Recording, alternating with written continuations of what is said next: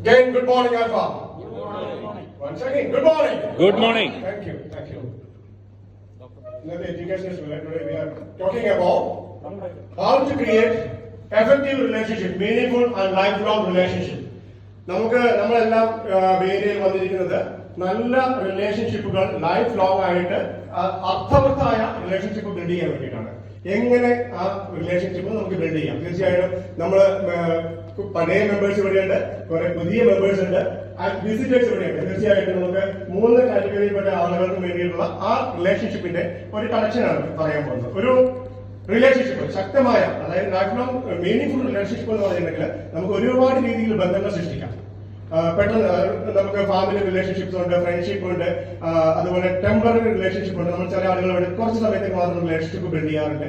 പക്ഷേ meaning relationship, നമുക്ക് അർത്ഥവത്തായ റിലേഷൻഷിപ്പ് എങ്ങനെ ബിൽഡ് ചെയ്യാം? തീർച്ചയായിട്ടും ഒരു റിലേഷൻഷിപ്പ് ബിൽഡ് ചെയ്യുമ്പോൾ 3 സ്റ്റേജുകളിൽ കൂടി കടന്നാണ് നമ്മൾ 3 സ്റ്റേജ്. ഒന്ന് initiative, 2 maintain level and atmosphere level. അതായത് ഇപ്പൊ ബിഎൻഎയുമായിട്ട് നമ്മൾ കണക്ട് ചെയ്ത് കഴിഞ്ഞാൽ ഒരു visitor, member and active member, ഈ 3 സ്റ്റേജ് തന്നെയാണ്. ഒരു വിസിറ്ററായിട്ട് വരുന്ന ഒരാളെ സംബന്ധിച്ച് അയാൾക്ക് തീർച്ചയായിട്ടും ചിന്തിക്കുന്ന ഒരൊറ്റ കാര്യം മാത്രമേ ഉള്ളൂ: എങ്ങനെ BNI എന്ന് പറയുന്ന ഓർഗനൈസേഷനുമായി ചേർന്ന് എന്റെ ബിസിനസിനെ എങ്ങനെ ഇംപ്രൂവ് ചെയ്യും. ആ ഒരു ചിന്തയിലാണ് നമ്മൾ വരുന്നത്.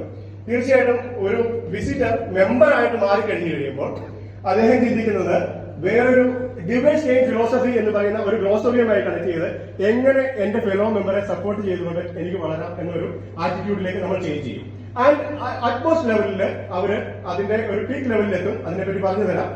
നമ്മൾ ഈ ഒരു റിലേഷൻഷിപ്പ് ഇനിഷ്യേറ്റ് ചെയ്യുക എന്ന് പറഞ്ഞാൽ ഇത്ര മാത്രമേ ഉള്ളൂ: നമ്മൾ ഒരാളുമായിട്ട് ബന്ധം സ്ഥാപിക്കുക. ജസ്റ്റ് നിങ്ങൾ ഇന്ന് ഇവിടെ വന്നു, വിസിറ്റർ ഇവിടെ വന്നു, നമ്മളെ ഇവിടെ മെമ്പേഴ്സിനെയൊക്കെ കണ്ടു, അല്ലെങ്കിൽ പരസ്പരം കണ്ടു. You are a stranger for us. നിങ്ങളൊരു സ്ട്രേഞ്ചറാണ്. ആദ്യമായിട്ട് കാണുന്ന ഓരോ വ്യക്തിയും, നമ്മളെല്ലാം സ്ട്രേഞ്ചേഴ്സ് ആയിരുന്നു. ആദ്യമായിട്ട് കണ്ട സമയത്ത് നമ്മൾ ഓരോ ആളുകളും സ്ട്രേഞ്ചേഴ്സ് ആയിരുന്നു.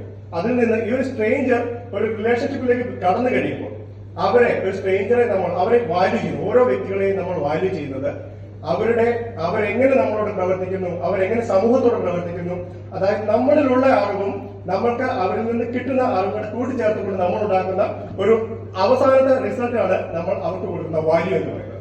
തീർച്ചയായിട്ടും ഒരു വിസിറ്ററായിട്ട് വന്നിരിക്കുന്ന ആള് ഒരു മെമ്പർ ആയി കഴിയുമ്പോൾ തൊട്ട് മറ്റുള്ള മെമ്പേഴ്സ് അവരെ പഠിച്ചു തുടങ്ങുന്ന സമയമാണ്. അതായത് ഇനിഷ്യേറ്റ് ചെയ്യുന്ന ലെവലിൽ നിന്ന് മെയിൻറ്റെയിൻ എന്ന ലെവലിലേക്ക് കടക്കുമ്പോഴാണ് ഒരു റിലേഷൻഷിപ്പിന് ഏറ്റവും അധികം ശ്രദ്ധിക്കേണ്ടത്. അവിടെയാണ് അവർ വാല്യൂ ക്രിയേറ്റ് ചെയ്യുന്നത്. നമ്മൾ ഒരു ബന്ധം സ്ഥാപിച്ച് അത് മെയിൻറ്റെയിൻ ലെവലിൽ എത്തിക്കഴിയുമ്പോൾ നമ്മൾ ആ വ്യക്തിക്ക് വാല്യൂ കൊടുക്കുകയാണ്. തീർച്ചയായിട്ടും ഇനി പറയാൻ പോകുന്നത് നമ്മുടെ മെമ്പേഴ്സിനോടാണ്. ഇവിടെയാണ് ഏറ്റവും അധികം ശ്രദ്ധിക്കേണ്ടത്.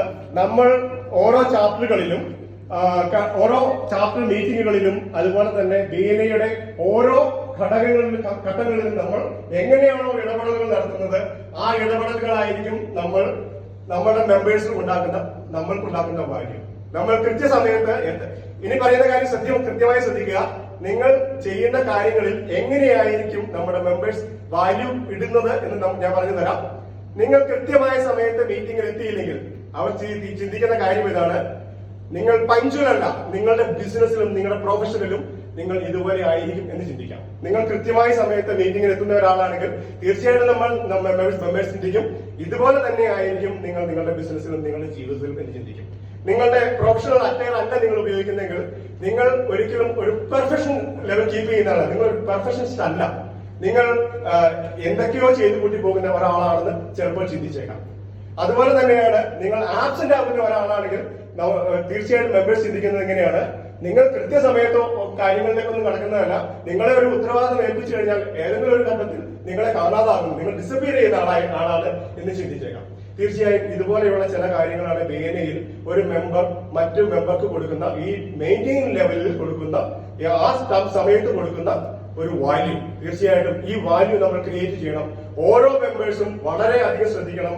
നമ്മളുടെ ഓരോ ഇടപെടലുകളും, നമ്മളുടെ പ്രസന്റേഷൻ ആയിക്കോട്ടെ, നമ്മുടെ ഡ്രസ് കോഡ് ആയിക്കോട്ടെ, നമ്മുടെ പഞ്ച്വാലിറ്റി ആയിക്കോട്ടെ, ഓരോ ഘട്ടങ്ങളിലും നമ്മളുടെ മെമ്പേഴ്സിനുള്ളിൽ നമ്മൾ ഒരു വാല്യൂ ക്രിയേറ്റ് ചെയ്യുകയാണ്. തീർച്ചയായിട്ടും ഒരു വിസിറ്റർ ഒരു മെമ്പർ ആയി കഴിഞ്ഞ് അതിന്റെ ഒരു അടുത്ത ഘട്ടത്തിലേക്ക്, അതായത് ഒരു ആക്റ്റീവ് മെമ്പറിലേക്ക് എത്തിക്കഴിയുമ്പോൾ, ഒരു ആക്റ്റീവ് മെമ്പർ ആയി കഴിഞ്ഞെങ്കിൽ ആ ആക്റ്റീവ് മെമ്പർക്ക് ഒരുപക്ഷെ അറിയാം. ഇപ്പൊ ഇന്ന് തന്നെ ഞാൻ വന്ന സമയത്ത് ഞാൻ വിസിറ്ററിനെ വന്നത് കെട്ടിപ്പിടിച്ചു. ഞങ്ങൾ രണ്ടുപേരും കെട്ടിപ്പിടിച്ചപ്പോൾ അനീഷ് പറഞ്ഞു, ഇന്നലെ എന്തോ വഴക്ക് കൂടിയിട്ടുണ്ട്, അതാണ് തീർക്കുന്നത്. അവർക്കറിയാം എന്താണ്, ഞങ്ങൾ ഏത് രീതിയിലുള്ള റിലേഷന്റെ ഒരു പീക്ക് സ്റ്റേജിൽ അവിടെ എത്തിയിട്ടുണ്ട്, അവർക്ക് മനസ്സിലായിട്ടുണ്ട്. അതായത് ഒരു മെമ്പർ മറ്റൊരു മെമ്പറെ ആഴത്തിൽ മനസ്സിലാക്കി കഴിഞ്ഞാൽ പിന്നെ അവിടെ ഉണ്ടാകുന്ന ചെറിയ കുറ്റങ്ങളൊക്കെ മാറിപ്പോകും. പക്ഷേ ആ മെയിൻറ്റെയിൻ ലെവലിൽ നമ്മൾ ഏറ്റവും അധികം ശ്രദ്ധിക്കുക, പേനയുടെ ഓരോ ഭാഗങ്ങളിലും നമ്മൾ പേനയെ അനുശാസിക്കുന്ന ഓരോ കാര്യങ്ങളും ഫോളോ ചെയ്തു പോവുക. നമുക്കെല്ലാം ഒരു ആക്റ്റീവ് മെമ്പറായി മാറാം, ഏറ്റവും കൂടുതൽ റിസൾട്ട് ക്രിയേറ്റ് ചെയ്യാം. Thank you very much.